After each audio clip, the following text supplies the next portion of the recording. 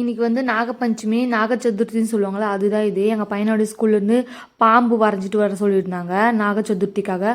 அதுக்காக அவங்க வந்து ட்ராயிங் எல்லாம் நைட்டே பண்ணி வச்சுருந்தாங்க. சின்னவனுக்கு வந்து லைட்டாக ஃபீவராக தான் இருந்துச்சு. அப்போ கூட அவன் நாளைக்கு ஸ்கூலுக்கு போகும்போது நாளைக்கு பாம்பெல்லாம் வரைஞ்சி எடுத்துகிட்டு போகணுமா அப்படி சொல்லிட்டு 2 3 பாம்பெல்லாம் வரைஞ்சிட்டு இருந்தாங்க, கலர்லாம் பண்ணிட்டு இருந்தாங்க. விடிய 4 மணிக்கு நல்லாவே ஜுரங்க 2 பேருக்கும். ரொம்ப அதிகமாக ஜுரமாக இருந்துச்சு.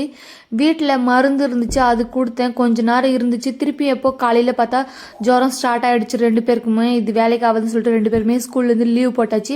ஹாஸ்பிட்டலுக்கும் கூட்டிகிட்டு வந்தாச்சு. அவங்களுக்கு வந்து பருப்பு சாதம் தான் செஞ்சு கொடுத்தேன், சிம்பிளாக இருக்கட்டும் சொல்லிட்டு. அப்போ கூட பசங்க சாப்பிடவே இல்லை, கொஞ்சமாக தான் சாப்பிட்டேன். அவங்களுக்கு மருந்து கொடுத்து தூங்க வைக்கிறதுக்கே எனக்கு ரொம்ப போதும்னு ஆயிடுச்சு. அதுவும் இல்லாமல் மாமியாரும் வேற உடம்பு சரியில்லை ஆகிட்டாங்க. என்னன்னு தெரியல, வீட்டில் எல்லாருமே உடம்பு சரியில்லாமல் ஆகிட்டாங்க.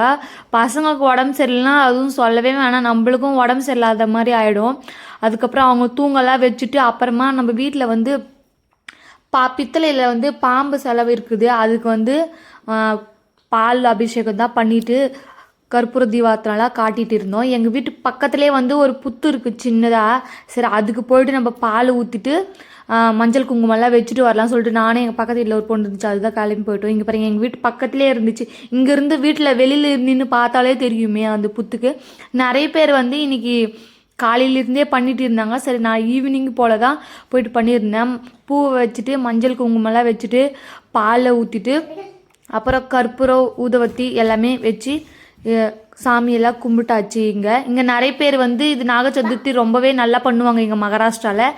நானும் போன வருஷம்னா நல்லா தான் பண்ணியிருந்தேன். அப்புறம் இந்த வருஷம் பசங்களுக்கு உடம்பு சரி இல்லைன்றதுனால அதிகமாக என்னால் எதுவுமே செய்ய முடியல. இங்கே வந்து இந்த புறன் போலிலாம் கூட செஞ்சு வைப்பாங்க இங்கே நிறைய பேர். நான் பால் ஊற்றிட்டு கற்பூரமும் ஊதவத்தையும் தான் காட்டிகிட்டு இருந்தேன். இங்கே பாருங்கள், எங்கள் வீடு இருக்குன்னா எங்கள் வீட்டு பக்கத்துலேயே தான் இருக்குது இந்த புத்து.